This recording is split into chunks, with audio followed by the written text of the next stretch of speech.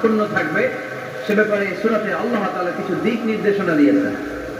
আমাদের সমাজের ভারসাম্য ঠিক নাই, শান্তি নাই, সুশৃঙ্খলা নাই, শুধু মারামারি, জিঘাংসা, কিলাকিলি, হিংসা, বিদ্বেষ, বিশৃঙ্খলা।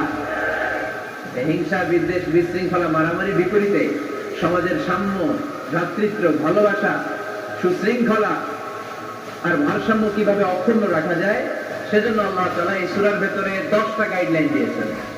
কয়টা? সবাই বলতে হবে কয়টা? 10টা। প্রথম গাইডলাইন হচ্ছে আল্লাহ তাআলা বলছেন, খবরদার যারা বিশ্বাসী বলে নিজেদেরকে দাবি করো, আল্লাহ আল্লাহ রাসূলের নিয়মের বা আইনের উপর দিয়ে টপকে যেও না। আল্লাহ আল্লাহ রাসূল যেটা বলেছে এটাই ফাইনাল, ঠিক কি না? রব্বুল আলামিন বলেন, ইয়া আইয়ুহাল্লাযীনা আমানু লা তুকদ্দিমু বাইনা ইয়াদাইল্লাহি ওয়া রাসূলিহি ওয়াত্তাকুল্লাহ ইন্নাল্লাহা সামিউন আলীম। পড়েন সুবহানাল্লাহ। আল্লাহ বললেন, যারা বিশ্বাসী বলে দাবি করে, খবরদার আল্লাহর দেয়া বিধান আর আমার নবীর দেয়া বিধান, এই বিধানগুলাই ফাইনাল। এই ফাইনাল কথার পরে মুমিনের কোনো কথা থাকতে পারে? আল্লাহ যেটা বলেছে, আল্লাহ রাসূল যেটা বলেছে সেটাই ফাইনাল। আওয়াজ করে বলতে হবে, সেটা কি? এটা ফাইনাল। এরপর আর নতুন কোনো কথা নাই। যখনই বলা হবে আল্লাহ বলেছে, রাসূল বলেছে, আমরা বলবো আমান্না, সামি'না ওয়া আতা'না, আমরা শুনলাম, মানলাম, বিশ্বাস করলাম। আমাদের পক্ষ থেকে আর দ্বিতীয় কোনো কথা নাই, ঠিক কি না? এজন্য আল্লাহ বললেন, খবরদার আমি আর আমার রাসূল যেটা দিয়েছি সেটাই ফাইনাল।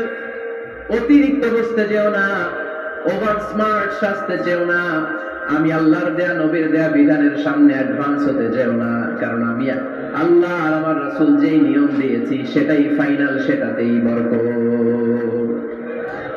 কোন মুমিন বান্দাবান্দীদের কাছে যখন আল্লাহ আর আল্লাহর রাসূলের কথা বলা হয় তাদের কাছে এটাই ফাইনাল, ঠিক কি না? ওমা কানা লিমুমিনিন ওয়ালা মুমিনাতিন ইযা কাদাল্লাহু ওয়া রাসূলুহু আমরান আইয়াকুনা লাহুমুল খিয়ারাতু মিন আমরিহিম। মুমিন নরনারীর কাছে যখন বলা হবে এটা আল্লাহর কথা, আল্লাহর রাসূলের কথা, এটাই ফাইনাল। এরপরে মুমিনের আর নতুন কোন চয়েস থাকতে পারে? আল্লাহ বলেছে 5 ওয়াক্ত সালাত জামাতের সাথে আদায় করে, এটাই ফাইনাল, ঠিক কি না? আল্লাহ বলেছেন চুরি করলে চোরের হাত কেটে দাও। বিশ্বনবী জীবদ্দশায়